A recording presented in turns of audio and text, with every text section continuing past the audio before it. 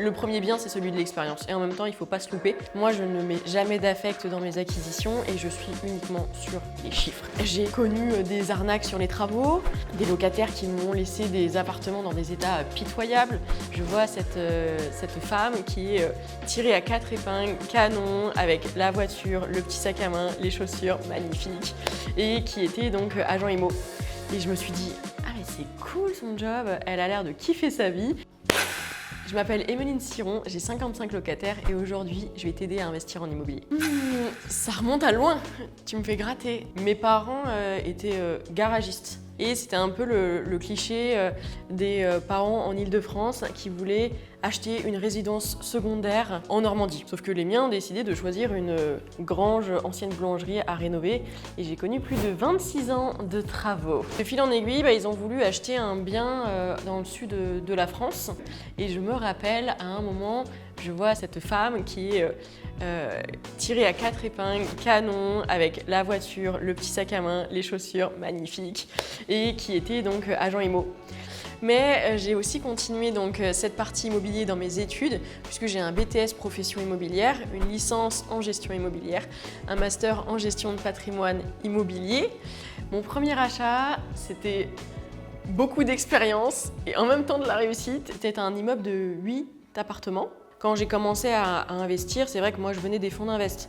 Donc je me suis dit, ça va être simple pour moi. Et en l'occurrence, j'ai donc connu des arnaques sur les travaux, j'ai connu des locataires qui m'ont laissé des appartements dans des états pitoyables. Donc je dirais qu'aujourd'hui c'est un succès, mais à l'époque c'était, je dirais, beaucoup d'insomnie.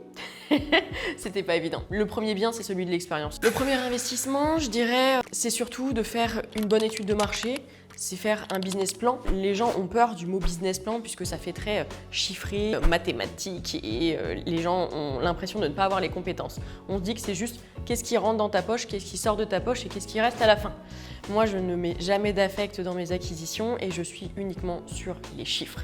Et ensuite, c'est aussi de monter, je pense, en compétences, notamment sur la sélection des entreprises travaux. Donc, d'aller vérifier, par exemple, le code APE d'une entreprise. Si tu prends une entreprise qui vient te faire la peinture et que son code APE, c'est pour faire la toiture, en termes d'assurance, on va avoir un problème quelque part. Si l'entreprise, tu regardes et que tu vois qu'elle est radiée sur société.com, etc., il y a un problème aussi. Il faut aussi récupérer les assurances de l'entreprise. Donc, pour pouvoir avoir l'assurance décennale, pour pouvoir avoir l'assurance également responsabilité civile et être couvert si jamais il y a une cacahuète derrière. Aussi, demander les informations sur quels ont été les anciens chantiers et récupérer les contacts, les numéros de téléphone. Il faut compléter un peu le dossier et pas y aller juste au nez parce que le nez peut coûter très très cher et de nombreuses pages de constat d'huissier. Pour investir, donc, il faut vraiment se baser sur les chiffres. On n'est pas sur un investissement forcément d'une résidence principale où tu vas te dire effet coup de cœur, le plan de travail en marbre que j'adore. Non, on est quand même sur un investissement immobilier. Donc qui dit investissement, c'est aussi pour te rapporter de l'argent au quotidien. Donc on va aller travailler sur un business plan. Ça va être vraiment ce qui rentre dans ta poche et ce qui sort de ta poche. Ça paraît compliqué comme ça, mais c'est pas si compliqué. Tu vas avoir tous tes loyers d'un côté, ok, et en dessous, tu vas pouvoir mettre ta mensualité de crédit, l'assurance, la taxe foncière, les charges de copro, tout ce genre de choses-là. Et en réalité, tu viens simplement faire les plus, les moins, et qu'est-ce qui reste à la fin. Si à la fin, tu es en négatif, il faut voir le négatif et ta propre gestion du risque et comment tu pourrais potentiellement transformer ce bien en quelque chose de positif ou pas. Ou alors savoir se dire non, j'y vais pas. Et si on est en positif, à combien on est en positif? Puisque si on est en positif par exemple de 50 € par mois. Sauf que oui, tu t'es peut-être endetté de 400 000 €. Le poids de cet endettement sur ta situation personnelle, est-ce que ça vaut vraiment 50 € par mois? Je suis pas sûre. Quand vous voulez vous positionner sur un investissement immobilier, il va falloir faire des travaux. Déjà, pourquoi est-ce qu'il faut faire des travaux? Il faut faire des travaux parce que si vous achetez un bien où les travaux ont déjà été effectués, ça veut dire que toute la création de valeur, elle a été faite par le propriétaire d'avant. Donc toi, tu vas pouvoir acheter à un prix qui va être bien plus élevé, la valeur a déjà été créée et la plus-value, elle va être prise par la personne d'avant. Alors que l'idée dans un investissement immobilier, c'est que tu prennes un peu de cash. Et si tu veux prendre du cash, donc la valeur, c'est à toi de la créer. Donc tu achètes toujours avec des travaux à faire. Tu es un peu les locataires que tu mérites. Et quand tu rénoves les appartements, en réalité, au compte-gouttes, les travaux font fuir les autres. Donc ça te laisse aussi le temps de tout rénover. Donc en un an, j'ai refait les 8 studios et je suis passée de 26 000 € de loyer à l'année à 36,8. Donc en termes de rentabilité, j'ai fait voilà. Mais il fallait donc bien faire ces chiffres à la base, puisque lorsque j'ai posé mon business plan pour ce bien, je l'ai fait avec une situation de 26 000 € de loyer à l'année, mais j'ai quand même fait une étude de marché pour voir combien ça se louait sur la zone et j'ai bien vu que mes loyers étaient sous-estimés. Et donc tu te dis que si tu arrives à tout rénover et à mettre les bons loyers en face, tu vas arriver à X euros de loyer à l'année et donc que tu vas pouvoir décupler ta rentabilité. Dans une visite, il y a des éléments à absolument vérifier pour que tu puisses bien anticiper tes travaux. Déjà, on va avoir la VMC. C'est basique, mais c'est quand même la ventilation de l'appartement. Donc si l'air ne circule pas, à un moment, on va se retrouver avec de l'humidité sur les meubles. On va avoir également les menuiseries. Donc, est-ce qu'on est sur du simple vitrage, du double, du triple vitrage? Ça va compter de 1 pour le DPE, mais ça va compter aussi donc, pour le confort du locataire. Et plus tu as une bonne isolation, plus tu vas pouvoir louer cher. Il faut te dire que moi, sur mon dernier bien, j'ai juste passé en triple vitrage et j'ai gagné une lettre sur mon DPE. Je suis passée d'un E à un D. Donc, c'est quand même pas négligeable, même si ça peut coûter assez cher. Ensuite, il va falloir regarder tout ce qui est électricité. Donc l'électricité, souvent quand tu achètes un appartement de grand-mère, tu sais déjà que l'élec, il est intégralement à refaire. On est sur des prix au mètre carré entre 120, 160 € du mètre pour l'électricité à reprendre. C'est quand même des gros budgets. Donc on refait tout le pôle élec.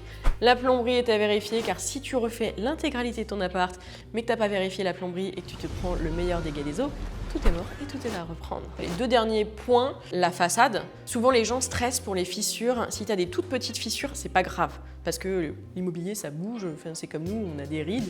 Et une maison elle va avoir des fissures et c'est ok. Par contre, si les fissures elles sont un peu plus larges, qu'on commence à venir toucher la solidité et mettre en péril donc le bien, là le mieux c'est faire passer un ingénieur BET technique pour vérifier si ça a vraiment un impact sur la solidité du bâti. On va avoir la toiture. Là, il faut regarder est-ce qu'elle est en bon état, mais on n'a pas juste la toiture avec les ardoises. On va avoir également la charpente, donc ce qui est en dessous.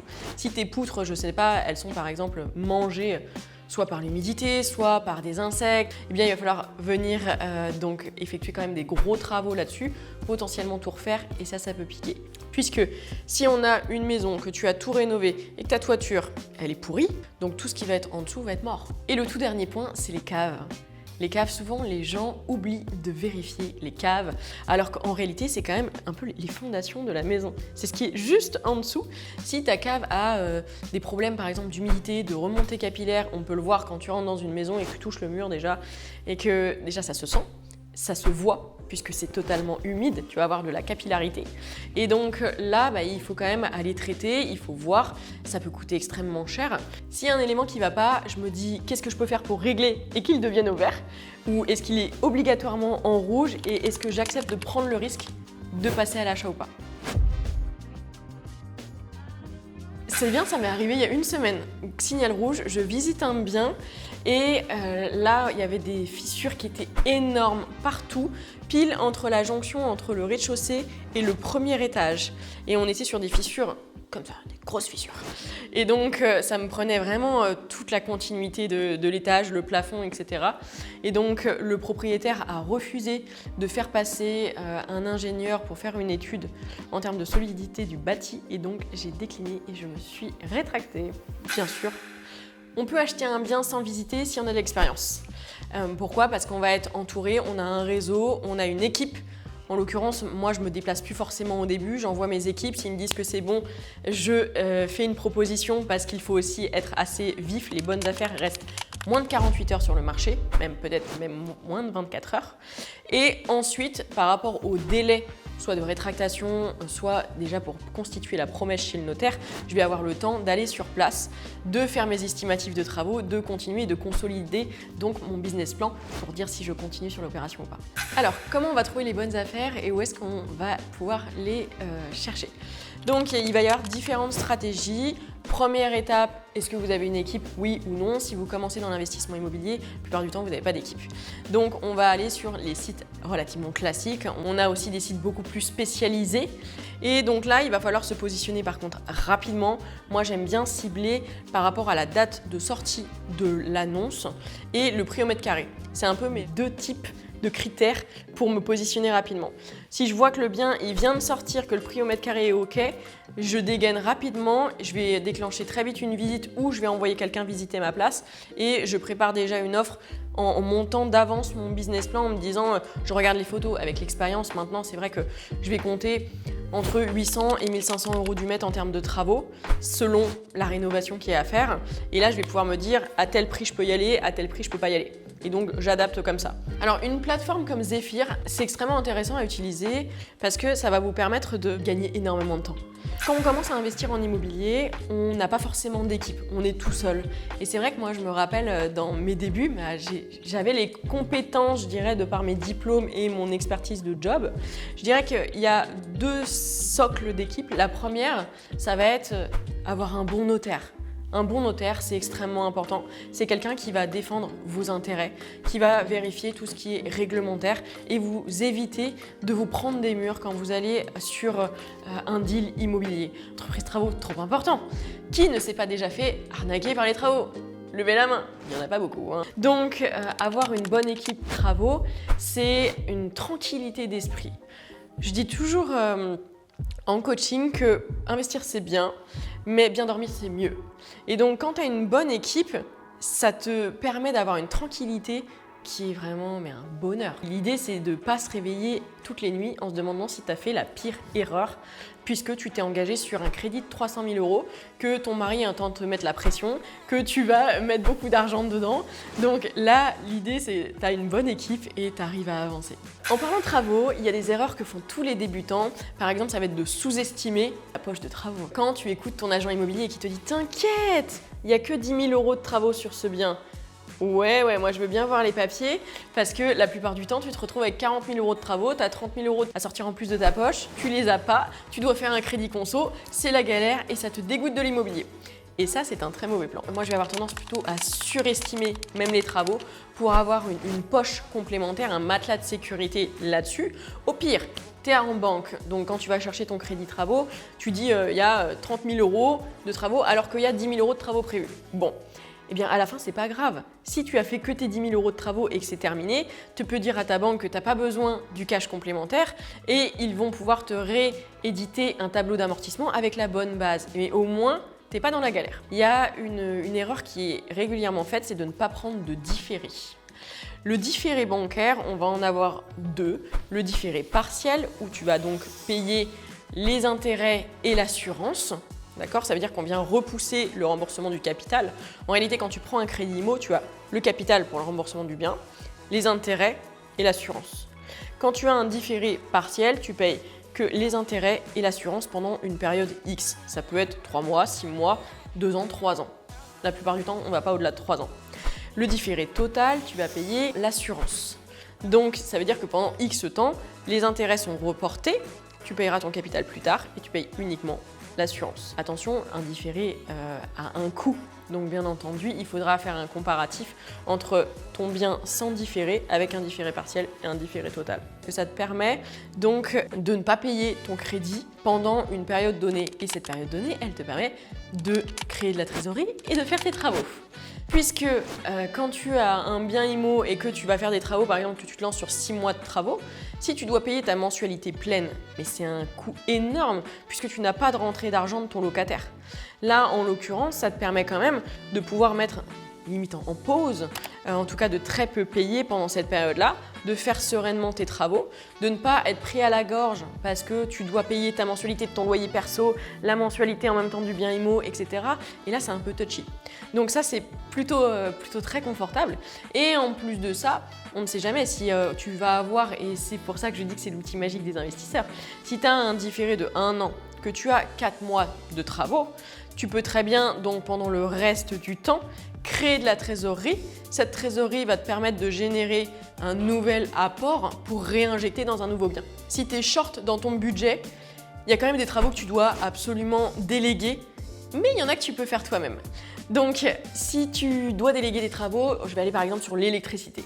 Moi, jamais je touche à l'élec, beaucoup trop risqué. En plus, il y a quand même des habilitations à avoir et selon l'installation électrique, tu vas devoir avoir une vérification du consuel. Donc ça, moi, je préfère le déléguer.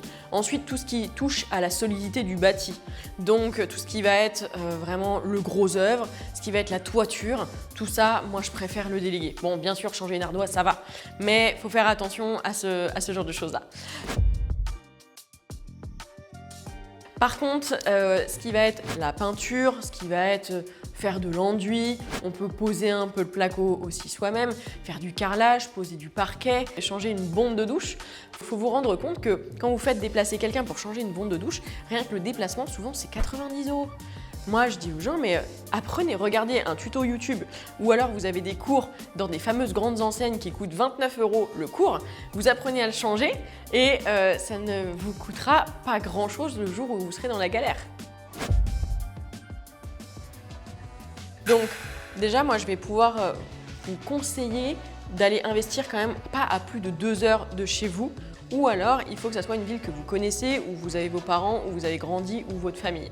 Pourquoi? Parce que si vous êtes par exemple en région Île-de-France et que vous voulez investir à Montpellier mais que vous ne connaissez personne, vous n'avez jamais mis les pieds là-bas, je trouve en termes de risque et en termes de charge mentale, c'est un peu compliqué. Et on a dit tout à l'heure qu'il fallait bien dormir la nuit. Donc j'aime bien dire aux gens d'aller investir à maximum 2 heures de chez eux.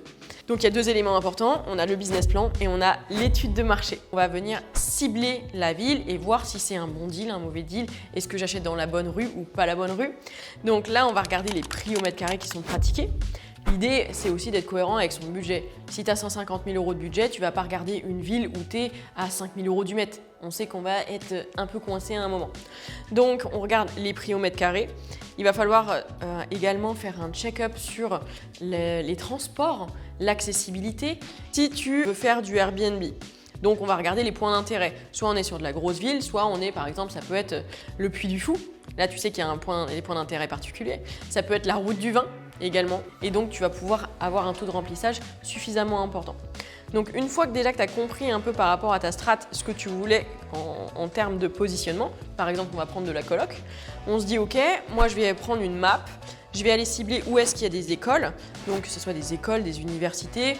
Ça peut être également pour de la colocation des hôpitaux, puisqu'il y a aussi beaucoup de gens qui ont besoin de se loger, des internes, etc. On va avoir des centres commerciaux aussi, puisque les gens bossent. Donc moi, j'appelle ça un peu des locomotives de marché. Donc plus il y a des locomotives de marché et c'est dynamique, plus on va avoir donc des flux de population et donc avoir des chances de louer au mieux. Et ensuite, donc, on rentre encore un peu plus en profondeur dans cette fameuse étude de marché où on va se dire donc, quels sont les transports en commun, ou est-ce qu'on a des gares, des bus, un aéroport, peu importe, on regarde. On va aussi aller regarder quels sont les projets qui vont venir. Est-ce qu'on a une usine Amazon qui va s'implanter? Est-ce qu'on a une usine X ou Y qui vont pouvoir drainer des gros mouvements de population? Ensuite, il va falloir aussi faire un check sur les quartiers. Pourquoi? Parce que je vais avoir beaucoup de gens qui me disent « Cette ville-là, elle est géniale, on est sur 3 000 € du mètre. » Ok, mais alors dans cette ville-là, tu as 5 quartiers qui sont totalement différents et qui ont des prix au mètre carré qui sont totalement différents aussi. Et au sein d'un même quartier, tu peux avoir d'un côté d'une rue 3 000 € du mètre et de l'autre côté 1 500 € du mètre. Donc il faut quand même vraiment rentrer en profondeur sur ta petite étude pour te dire c'est bon, ce bien est OK. L'investissement dont je suis le plus fière, je suis en train de le réaliser en ce moment. C'est un investissement que je fais donc en famille pour payer les frais d'EHPAD de ma maman. Avec mon père et mon frère, il y a eu la vente de la résidence principale et donc il y a eu un peu d'argent à investir. Et mon job à moi, c'était d'investir cet argent-là dans quelque chose qui pourrait générer des loyers pour payer l'EHPAD de ma maman tous les mois. Donc c'est un investissement qui est en cours, qui va se signer en début d'année 2026. On est sur une colocation de 4 chambres et ça va générer entre 2000 et 2500 euros de bonus par mois. Donc ça va pouvoir soulager mon père de cette charge-là et ça va me permettre donc de mettre ma maman dans un établissement spécialisé. Elle est pas mal cette question, on ne l'a pas posée. Hein. Oui. Ça m'est déjà arrivé de me poser la question si je faisais pas une grosse boulette. Mon tout premier bien IMO, je peux vous assurer que j'ai fait beaucoup d'insomnie. Je me réveillais la nuit et je me disais waouh, est-ce que je fais pas la pire erreur de toute ma vie? J'étais sur des montants 280 000 euros. Moi, je gérais des fonds d'investissement sur 250 millions. Donc ça me paraissait pas si énorme en réalité. Mais quand c'est son propre argent et son propre risque, ça peut faire vraiment peur. Donc oui, j'ai eu peur au début et puis après, j'ai appliqué vraiment mes process de fonds d'investissement à ma vie perso. Pas d'affect dans un bien immobilier, je ne m'attache qu'à l'étude de marché et aux chiffres. Donc soit je peux le faire et j'y vais, soit je ne peux pas le faire et j'y vais pas. Donc je fais vraiment une matrice de décision où j'ai mes voyants. Si mes voyants sont au vert, j'y vais. Si il est orange, est-ce que je peux le faire passer au vert? Oui ou non. Si je ne peux pas le faire passer au vert, est-ce que mon risque, je vais le prendre ou pas? Et il faut se dire aussi, c'est que quand vous voulez investir en immobilier, on n'a pas toutes les compétences, on n'a pas tout le savoir. Moi, je ne connais pas tout, loin de là. Eh bien, il faut simplement aussi savoir s'entourer des bonnes personnes, avoir des contacts. Et quand j'ai un doute, je passe un coup de téléphone. C'est là où il faut avoir un bon notaire, un bon architecte, un bon expert comptable, parce que ça va vous permettre d'aller beaucoup plus vite, de faire une matrice de décision beaucoup plus rapide, et donc de limiter ce risque qui vient vous générer de la charge mentale et qui vous met dans une situation de peur. Pourquoi? Parce que la peur, pour moi, c'est ce qui est généré par la découverte. Dès qu'on est dans une situation nouvelle, on a peur. Et ça, c'est humain. Donc le premier bien immobilier, tu flippes grave parce que tu as peur et que tu connais pas. Mais une fois que tu l'as fait une fois, 2 fois, 3 fois, 15 fois, ben en fait, c'est du bateau. On y va et on sait très bien le process. Mais il faut accepter cette peur et je pense que si ça te fait peur, c'est que c'est bien parce que tu arrives dans une zone que tu connais pas encore. Pour résumer ma méthode en une phrase, c'est ne jamais mettre d'affect dans ce qui touche aux chiffres et ce qui est censé venir développer mes investissements et mon empire. Je reste vraiment sur mon business plan tout le temps. Je reste sur mon étude de marché et je ne mets aucune émotion dedans. Pourquoi? Parce que l'émotion est pour moi une faiblesse de l'humain quand on parle de finances et je préfère ne pas y toucher, la mettre de côté.